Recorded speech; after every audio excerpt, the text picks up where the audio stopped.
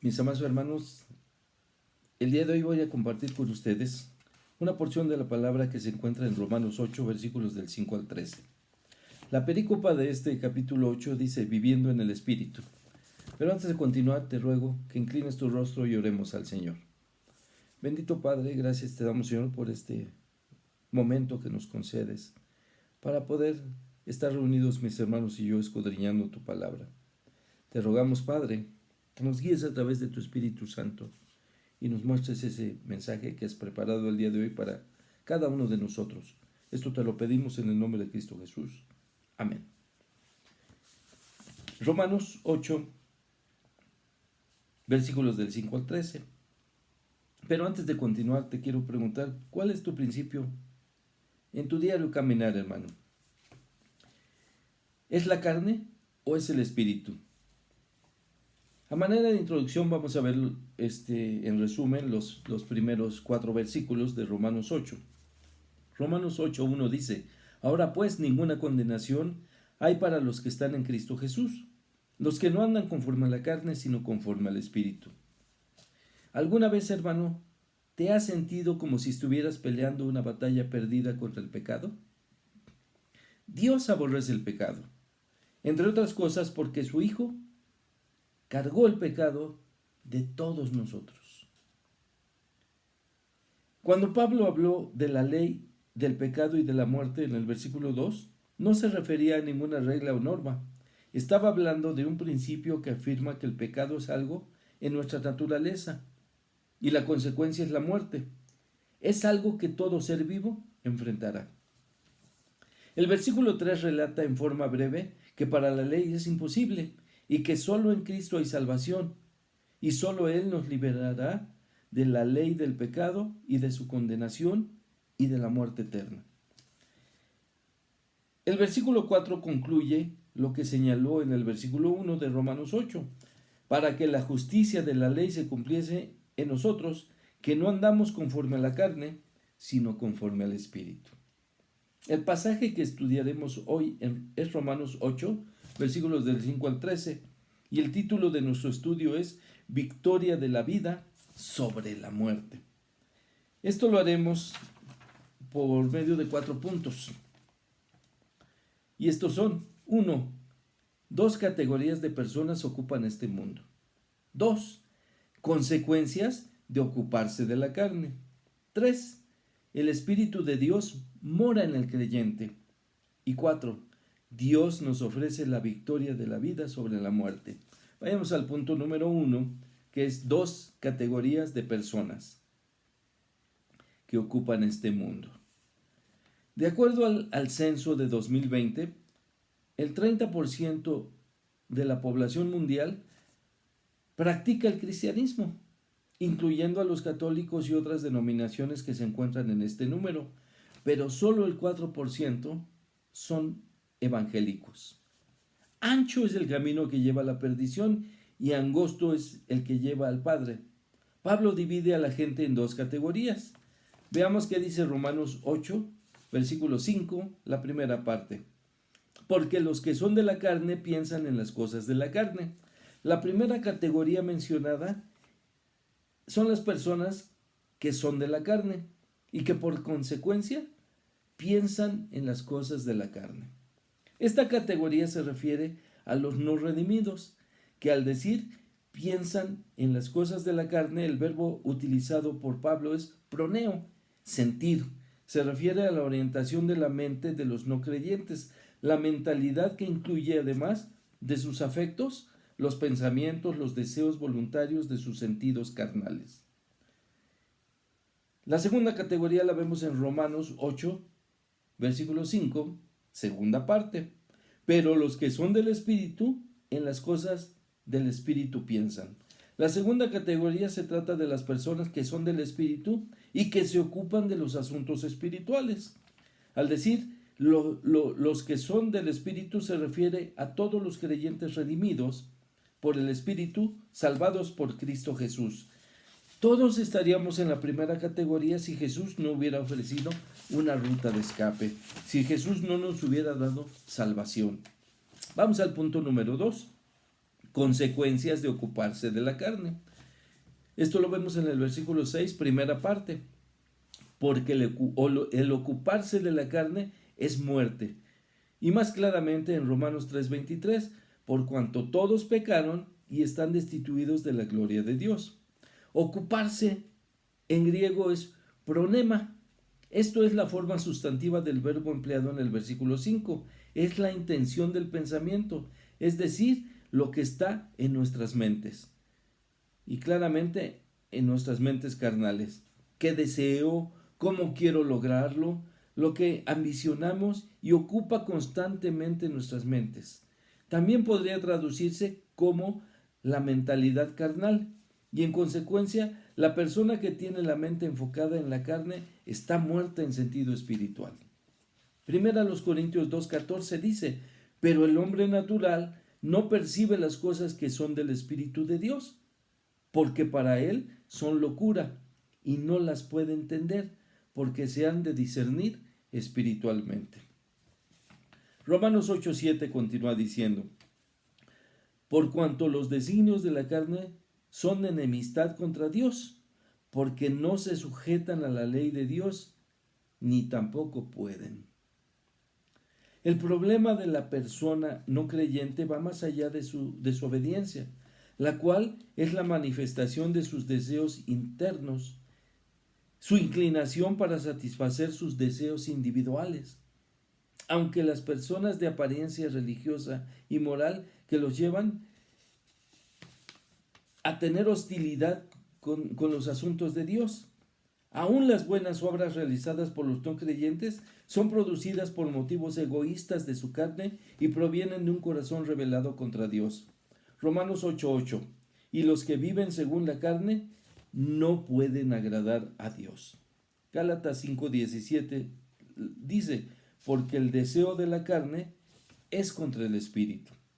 La carne se opone a la obra del espíritu y conduce al hombre a conductas pecaminosas, con las que es imposible agradar a Dios.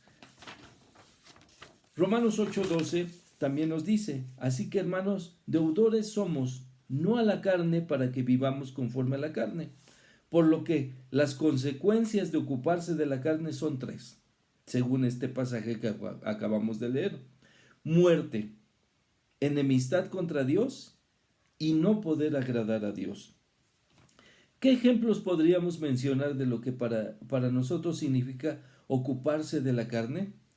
¿Qué piensan los que hacen aquellos que se ocupan de la carne? Piensa en los 5 sentidos que alimentan y dan señales a nuestro cerebro, y a este que procesa las ideas de estas señales que recibe de los 5 sentidos. Acordémonos que en la mente empieza la guerra espiritual. Ahí se fraguan las ideas y los pensamientos que pueden ser pensamientos espirituales, pero también los pensamientos que son pecado. Pecado es todo aquello que pensamos, vemos, oímos, inhalamos, bebemos, decimos, hacemos, tocamos, etc. Todo aquello que desagrada a Dios, que infringe su ley, todo aquello que nos aleja de la santidad que Dios quiere para aquellos que son sus hijos. Todo aquello que contamina nuestras vidas y que nos aleja de Dios. Veamos la mente por medio de pensamientos que se vuelven pecaminosos. ¿Quién alimenta esta mente? Los ojos, lo que vemos, lo que leemos y que no es agradable a los ojos de Dios, como por ejemplo películas, libros, revistas, etc. Por medio de los oídos, todo aquello que permite que alimente nuestra mente y nuestro corazón por medio del oído, chistes maliciosos, canciones paganas, comentarios, etc. El olfato, respirar o inhalar sustancias que dañan nuestro cuerpo, el cual es templo del Espíritu Santo, como por ejemplo tabaco, drogas, etc. El gusto y la lengua, lo que hablamos, paladeamos, ingerimos, palabras que no edifican, ingerir alimentos o bebidas que no son lícitas para Dios.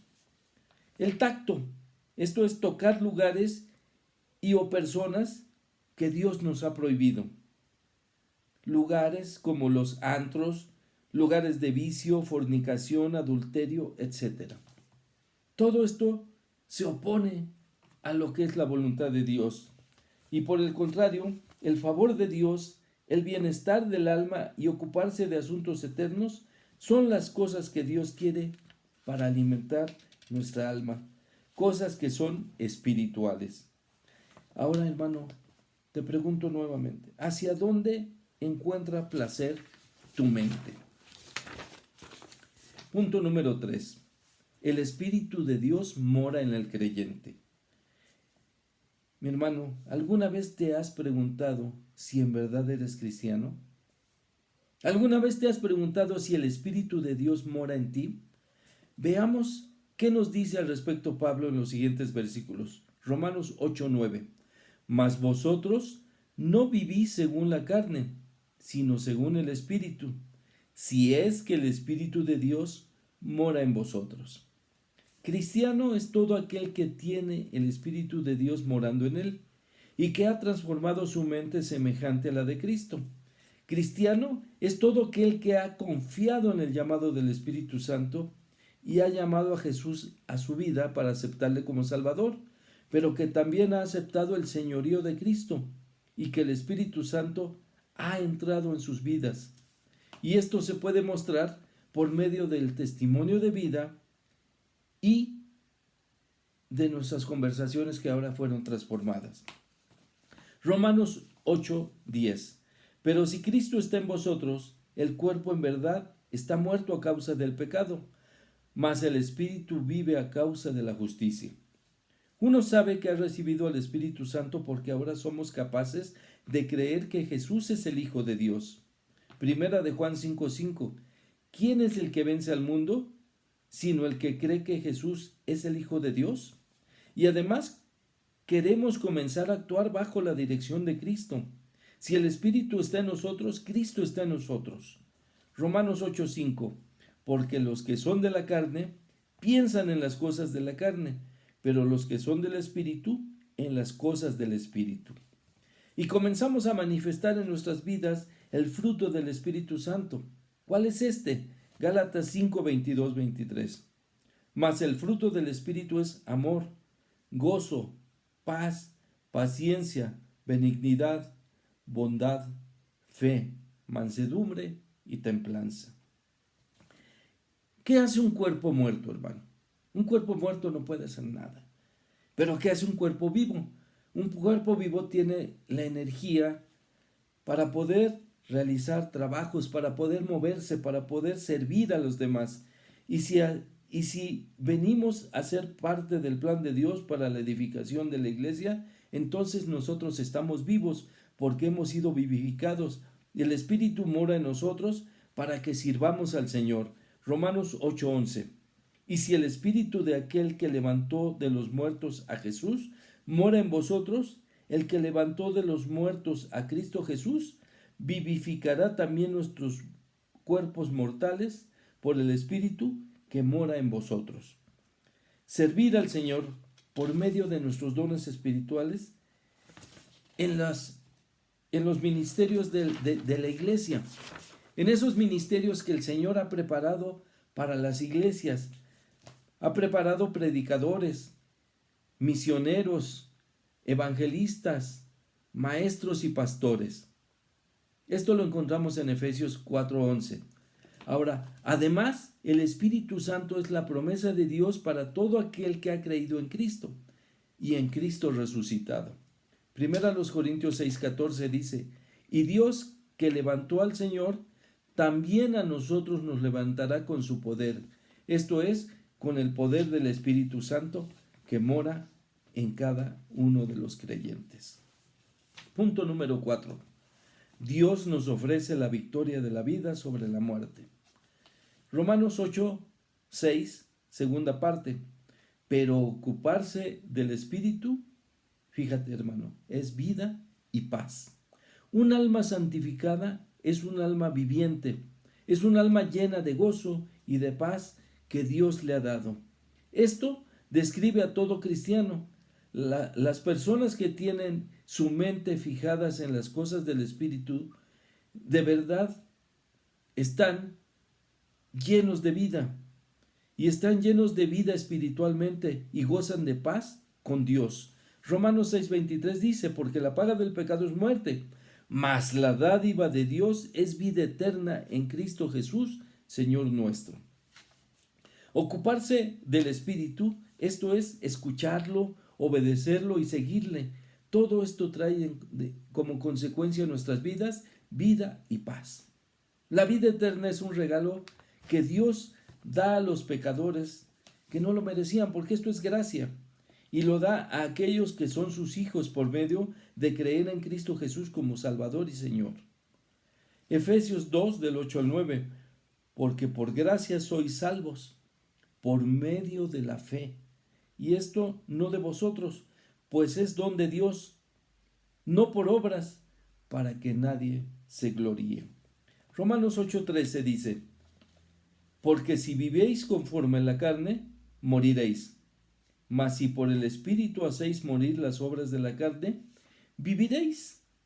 Hacéis morir las obras de la carne significa dar por muerto el poder del pecado en nuestros cuerpos.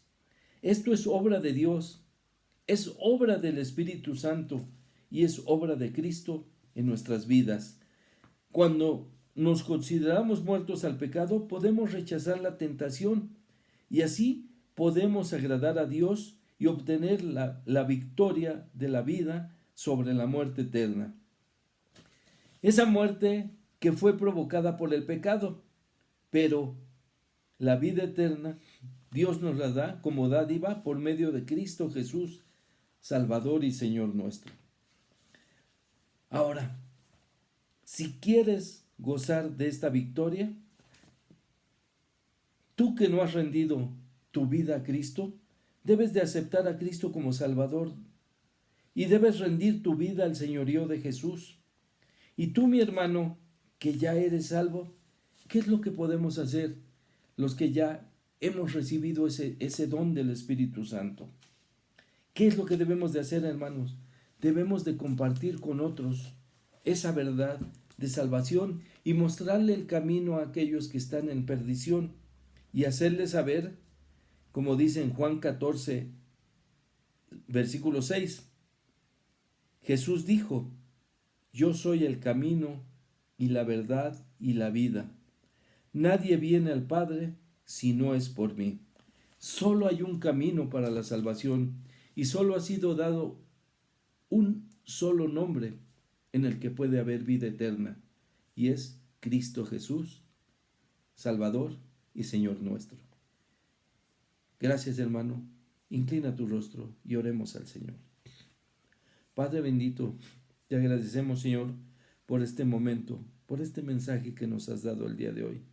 Te pedimos, Padre, que bendigas nuestras vidas como creyentes, pero que también bendigas las vidas de aquellos que han de conocerte por medio del testimonio de tu iglesia, para que podamos, Señor, servirte por medio de nuestros dones y compartir así ese mensaje de salvación, para que sea escuchado por aquellos que han de ser llamados para ser hijos tuyos. Te rogamos esto en nombre de Cristo Jesús. Amén. Dios les bendiga, hermanos.